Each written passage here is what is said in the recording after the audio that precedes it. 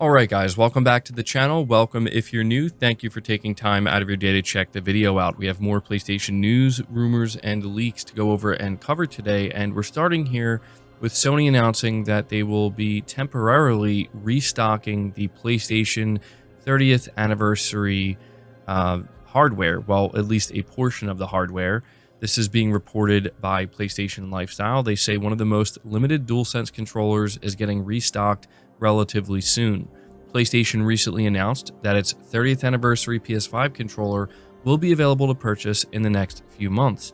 According to a post from PlayStation, the 30th anniversary PS5 controller will get a limited restock on September 9th. Players in the US and UK will be able to pre-order the accessory exclusively on PlayStation Direct on July 23rd. PlayStation Plus members will get pre-order early access on July 21st. Canada will also have the controller available to pre-order at select retailers. So, yeah, it is worth noting that it's not just the DualSense that you're going to be able to have the opportunity to pre-order as well. You will also have the opportunity to get the base PS5 for the 30th anniversary version, as well as the PlayStation Portal 30th anniversary edition. So I know quite a few people wanted to secure some of these items, but were not able to, and so you will have at least one other chance to try and make it happen. But we're going to move on to the next topic here, and it's being reported by Push Square. They say Sony rarely attends gaming conventions anymore, but it's still putting in effort in emerging countries like China.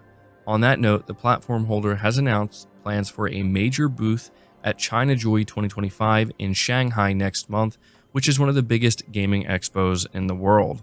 Last year's event attracted over 360,000 attendees, so this is an important opportunity for PlayStation to put its console brand in front of prospective customers. There's no word on which games it'll show just yet, but we would expect the likes of Lost Soul Aside to be playable on the show floor, given its importance as a Chinese-developed game.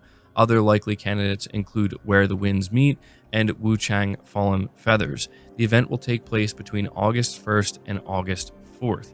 So just wanted to take a moment to let you guys know that yes, once again, Sony is going to have a very significant presence at Chinajoy, and we know that this is something that has been working out very well for PlayStation, and it's a huge market for them. So there you go. I will obviously cover any relevant information we may get out of this expo.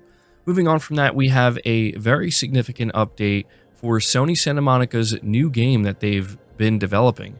Now, some context here is Cory Barlog is the director of this new game, and we were under the impression for the longest time that this was actually going to be a sci-fi game, a new IP. Turns out none of that is true.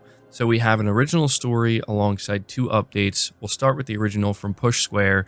Cory Barlog, the veteran Santa Monica studio director behind all-time PlayStation classics like God of War 2 and 2018's God of War Reboot, is toiling away on the studio's next big thing.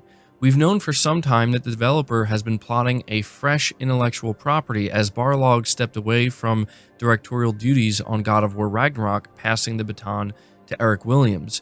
But in a brief update from Bloomberg journalist Jason Schreier, writing on the Reset Era forums, progress is going well on Santa Monica Studios' new game. He wrote in response to a fan's question, Cory Barlog's game is Santa Monica's next big thing. Last time I spoke to anyone about it, a month or two ago, it was going well. Now, Jason Schreier does give a second update here, which is even more important, I would say. He says, why does everyone think Cory Barlog's game is a new IP?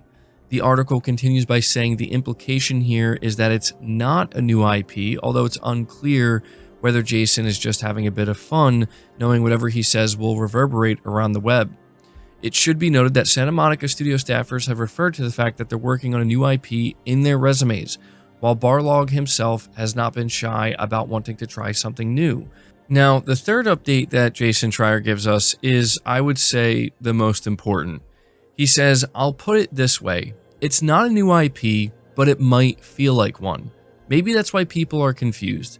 Please don't ask me more questions about this. If I wind up reporting more information at any point in the future, it will be in an article, not on a forum. And that the sci-fi stuff that people have apparently believed for years now is nonsense. Now, he also goes on to reference an individual that actually gave us a little bit of information about this game a long time ago. It's somebody else who I think lurks on the Reset Era forums, and the person goes by the name Ashong, and Jason Schreier says that this person actually knows what they're talking about. Like, their source for, the information they have on the Santa Monica game is actually good. And the reason why this is relevant is because a long time ago, the individual Ashong said, "I can't wait for Santa Monica to announce their game. I truly don't know how Era will react. I will just say, it's different and probably not something anybody is expecting. Not trying to sour anyone's expectations, by the way. I think it's going to be amazing."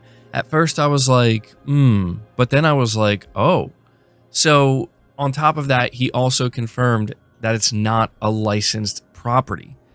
So this is a really significant twist, I would say, in the ongoing discussion about this new game from Santa Monica. Apparently, most of what we believe this entire time is not true. It's not a new IP, and it's not sci-fi. So anybody who had concerns that, we were going to get a sci-fi game from Naughty Dog and a sci-fi game from Santa Monica, maybe they would be too similar. Apparently that's not happening. But what's most interesting here is the fact that it's not a new IP. This means it's something that's already been established. What could it be? I mean, are we talking about something that goes like way back to, like an original franchise for PlayStation that maybe Cory Barlog was like, I want to do something here?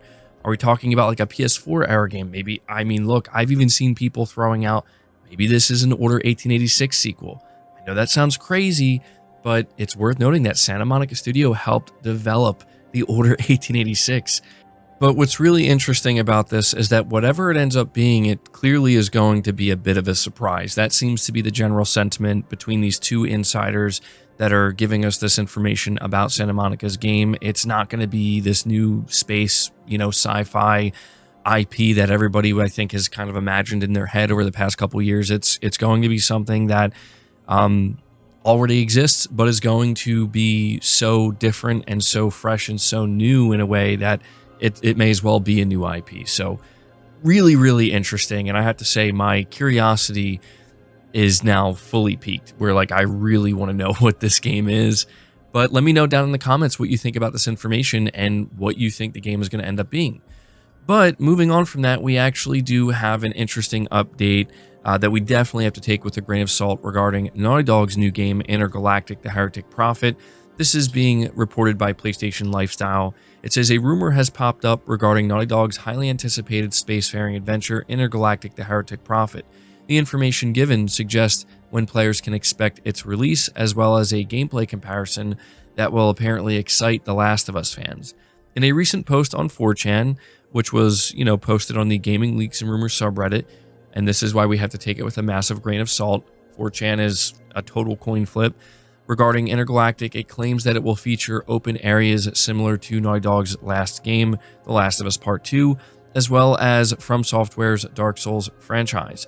In terms of combat, the post claims it is really good and satisfying, allowing the player to string combos similar to what we saw in God of War 2018. However, these combat encounters can seemingly be avoided entirely by sneaking past enemies or negotiating with them with dialogue choices. The main protagonist, Jordan A. Munn, can talk to other characters with a dialogue wheel, but the post claims that these moments are sparse. Although there will be cutscenes in Intergalactic, the post also suggests that players will be able to piece together the story by finding items, collecting journal entries, and exploring. Naughty Dog has become known for its environmental storytelling, so this claim isn't much of a stretch. Not much was revealed about it graphically, however, one brief tidbit claims that Intergalactic's lighting engine is, quote, insane, with levels changing colors based on the planet's phase. Lastly, the leak claims that Intergalactic is currently targeting a late 2026 release, with a release window yet to be officially announced. It's worth noting that Jason Schreier claimed that this game would not release until 2027. So that could maybe dispel the information we're getting here from 4chan. But the reason why I feel like this is actually maybe believable is because it's not saying anything over the top. It's not saying anything crazy. It seems like this post is not necessarily trying to get a ton of attention. It's basically just kind of confirming what we all suspected based off of what we've seen so far. And that is that, yeah, this is going to be like a melee based game. It's kind of Souls inspired to a certain degree with the combat. And you know, it's going to maybe place less emphasis on story, where you're going to have to kind of put the pieces together yourself. These are all things that Neil Druckmann kind of confirmed over the years with this game. But yeah, I just still thought it was worth kind of covering here, because we have yet to see proper gameplay of Intergalactic. But you know, it's going to be interesting to see if this turns out to be true. So far, if it is true, I am liking what I'm hearing, but you know, we'll have to be patient and see. Anyway, guys, that's going to do it for the video. I hope you enjoyed it. I hope you found it informative. If you did, be sure to leave it a like, subscribe to the channel if you're new, hit the bell notification icon, and feel free to share this video out on top of all that. But until next time, guys, take care.